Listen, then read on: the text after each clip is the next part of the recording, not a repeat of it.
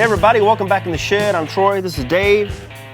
Hope everybody had a wonderful Christmas time, happy Hanukkah, Merry New Year, all that good stuff. And we're back, it's 2023. We're gonna hit the ground running with some new episodes. We have some great episodes coming up in the future. We've got all kinds of ideas. If you have any ideas that you wanna see us do, some top 3 classic rock, whatever, leave a comment below, let us know. And subscribe. Make sure to subscribe to the channel. You can hear some kids being tortured next door, it sounds like, yeah. With a chainsaw maybe.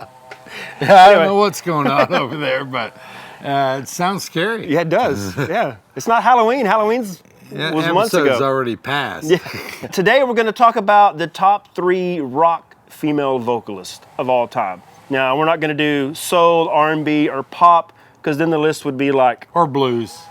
Or blues. The list would be so long we'd never be able to narrow it down to 3. And even narrowing down the top rock female vocalists to 3 was pretty difficult. I finally got it down to 3.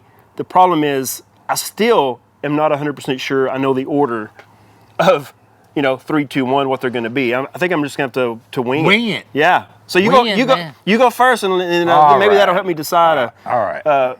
What my number 3 or number 2 and number 1 are going to be. There's so many great female rock vocalists. My number 3 is Ann Wilson of Heart.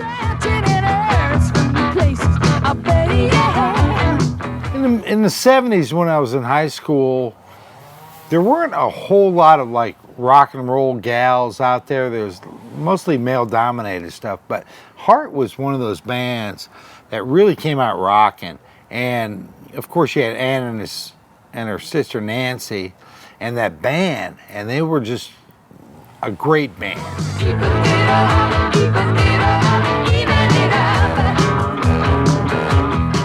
And they had so many hits.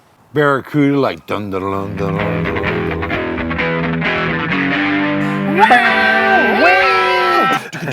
dun. Crazy on You.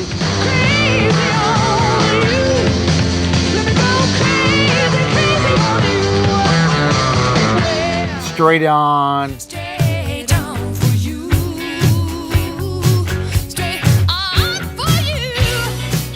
And then they, dropped off, but they had a resurgence later, and they kind of went softer, but they had these Dreams and some of these other songs. But the Wilson sisters were really ahead of, like, Pat Benatar. They were ahead of a lot of these gals that really became huge female rockers. I'm not talking just, pop rock or whatever. But they were rocking, and they still rock because they still play today. Oh yeah, they still are legitimate. I think Ann Wilson, she's a wailer. I mean, she can freaking sing her ass off.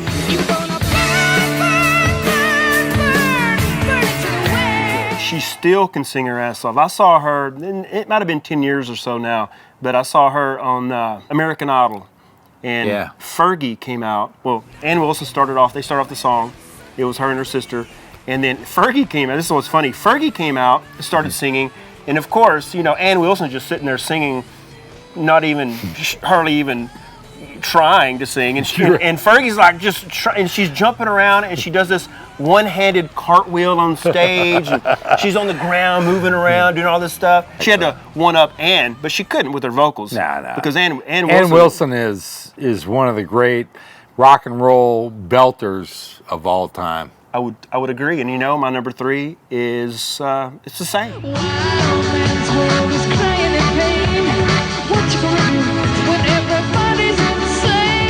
Really? Yeah. I don't know what else to say about her. You pretty much said it all, but was one of the coolest things is, I don't know if you ever saw this, but the Kennedy Center. I did. She played Led Zeppelin? Yeah. Where Led Zeppelin got the Kennedy Center honors. Yeah. Heart was performing, and it was awesome, man. It was incredible, yeah. It was. There's not many performers that can do a Led Zeppelin song justice, and they did it. In my thoughts, I see rings of smoke through the trees, and the voices of those who stand looking. My number 2 is Joni Mitchell. flows and flows of angel hair and ice cream castles in the air. You know, if you don't know Joni Mitchell, she was discovered by David Crosby in Florida, and he convinced her to move to LA. And she lived in Laurel Canyon, where the whole scene was, where the Crosby, Stills, Nash and Neil Young and all those guys were hanging out, and there's Jackson Browne. There's all these people that were part of that scene. Of course, she wrote the song Woodstock. Well, I came upon the child of God. He was walking along the road, which was recorded by Crosby, Stills, Nash and Young, and became a huge hit. She is a beautiful singer. She's an awesome artist, and she had, you know, all these songs like Help Me. Help me, I think I'm falling in love again. Big Yellow Taxi. They paved paradise, put up a parking lot. What some people don't know is that Led Zeppelin was a huge fan of Joni Mitchell. Really? I didn't know that. Oh yeah. This is the early 70s, and it's said, and I believe it's true, that Robert Plant wrote the song Going to California about Joni. with love in her eyes and flowers in her hair. Of course, she later kind of got into a little more jazz stuff, and she played with some of the great jazz players of all time, like, you know, Jaco Pastorius and stuff like that. But she always kind of kept that little rock side to her, and she's still, to this day, vital. She just recently played live again, and she's adored and treasured. Well, my number two is, and my number two and number one are so close together. And the number three, too, Ann Wilson. All these are so great. They could all be number one on any given day. No doubt. But I think my number two is Stevie Nicks. There you go again, you say you want your freedom. She's a great singer, but not just that.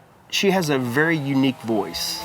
Just like the wide-winged dove sings a song, it sounds like she's singing. Ooh, baby, ooh. Nobody else sounds like Stevie Nicks. You can Yeah, you can always know it's Stevie Nicks when you hear her singing. Mm-hmm. And I remember this was probably 10 years ago or so. She was on the Grammys singing dun, dun, dun, dun, dun. I think that was the song. Anyway, but Taylor Swift came out and sang with her. Would you love to love her? And Taylor Swift, you know, this was like 10 years ago, and you know, she was all of a sudden this new pop star. New ingenue. Yeah. And she came out there and sort of acting cocky, like, look at me, I know I'm with Stevie Nicks, but look at me, look at me. She moves alive like a fine skylark, and when the sky is starlit. And she was off key, and she sounded horrible. It was an embarrassment. All your life you never seen a woman taken by the wind. Taylor did? Oh yeah, it was horrible. Oh, man. Stevie Nicks was just right on key, and they sang some harmonies together. But anytime Taylor Swift was singing by herself, it sounded bad. I remember watching it live on TV. Would you stay if she promised you heaven? Will you ever win? I loved Stevie, especially the stuff she did with Tom Petty. Stop dragging my water. Well, yeah, I can't disagree with that. I think Stevie's, you know, Landslide is like one of my favorite songs. Yeah. And With Fleetwood Mac or her solo stuff, it's just incredible. the whole story, if you ever, like I talked about this on a previous episode about the Sound City movie, Yeah. how she got discovered along with Lindsay. Lindsay got discovered by Mick Fleetwood, and Mick Fleetwood wanted to hire Lindsay, and he said, you gotta, it's a tandem deal. Yeah, that's right. And, you're not going to hire me without Stevie. Exactly, and then they blew up and became, you know, biggest band on the planet. A lot of that is because of Stevie Nicks, and you know, and to be fair, Christine McVie God rest her soul, she just passed away. Yeah. She was a huge part of that band too. But Stevie brought a lot of stuff to the table, and with Lindsay, of course, was a great songwriter and guitarist and singer and stuff. Still too. is. Once the three of them came together and they were the songwriting team, they were a tour de force. When the rain washes you clean, you'll know. I think some of the great songs that came from that band, or those three especially, is because they were all going together and breaking up and screwing each other. Yeah. What's your number one? My number one is Janis Joplin. This can't be. She had a short career, literally along the same lines as Jimi Hendrix. Died at the same age, I think, right? 27? Yeah, they both died at 27. They Kurt both Cobain died at 27. All the greats, man. Singer for The Doors, he died at 27. Jim Morrison died on my birthday. Kurt Cobain died, yeah. Yeah. I knew when I lived past 27, my future as a rock star was over. You made it, man. Anyways, her coming out party was the Monterey Pop Festival.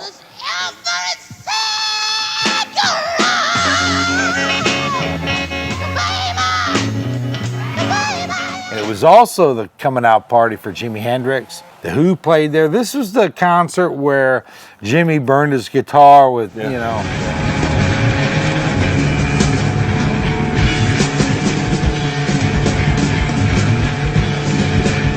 It's one of the greatest festivals in the history of rock and roll because there's so many great artists that came out. And Janis just came out and killed. Down on me, come on, come on. I'm seeing it down on me.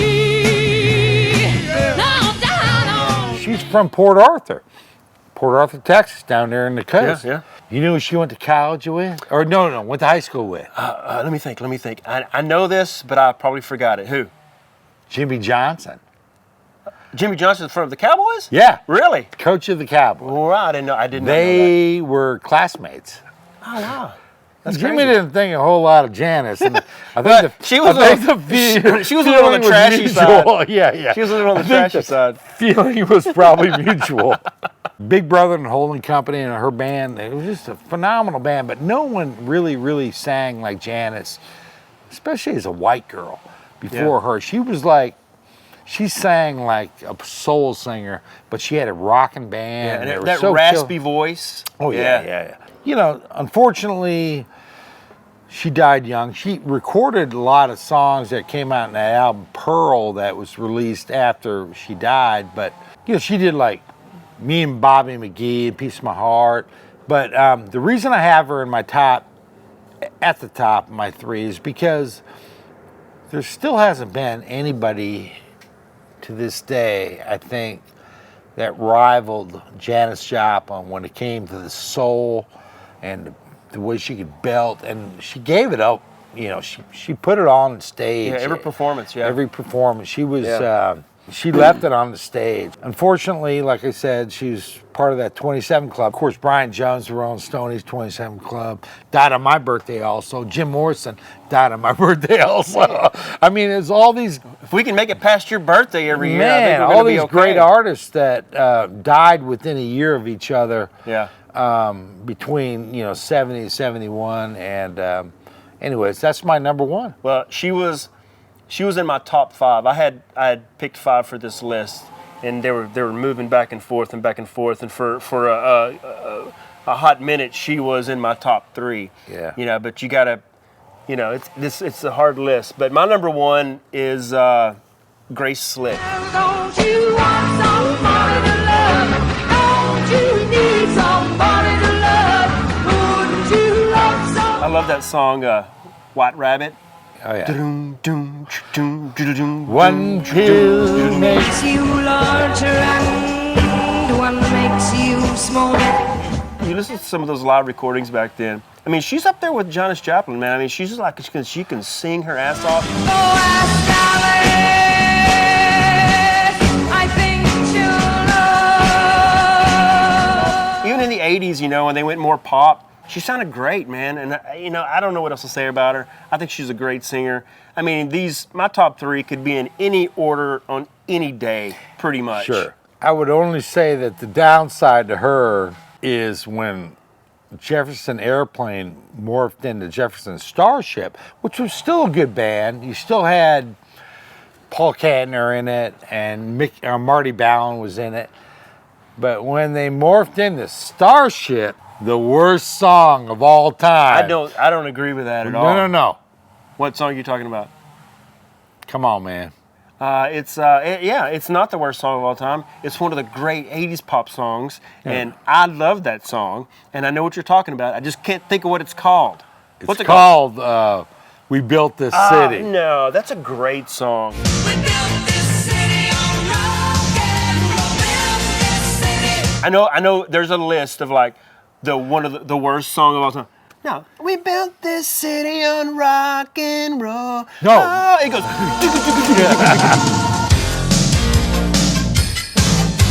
I'm going to disagree. Hey, I was like 13 when it came out. Dude, it's on every list. You knew you wrote that song? Yeah, but it's not on my list. And my list is the only list that counts. All right. Well, you know who actually wrote that song? I heard the whole story about how it was written by Bernie Taupin. Okay. Yeah. You know Bernie Taupin? Elton John. Yeah, his lyricist. Yeah. And next to the Final Countdown by Europe. Well, I'll agree. Those two have gone down. I think it's a good song. Right. I love the song, man. It makes you feel good. No. Going back to it though, Grace Slick in the Jefferson Starship era, and early Airplane. She was a great singer. She was a good-looking gal back in the day. You know what's funny is when she got older, I think this was in the late 80s, early 90s, she pretty much retired because she didn't want to be one of these old rock stars still out doing these things. Because she was like, you know what? Being a rock star is for the young guys, not the old. But look at all the bands touring that everybody goes to see. They're 50 and above. You got Metallica. You got all these guys who are like, they're old dudes. 70 and above. Ozzy's like 77 years old. You got Skinner. Yeah. Anyway, hey, this has gone on way too long. Well, yeah, this has gone on way too long. So make sure to subscribe to this channel. Leave a comment below and let us know what your top 3 rock female vocalists are of all time. Like the video, and we will see you next time. See ya.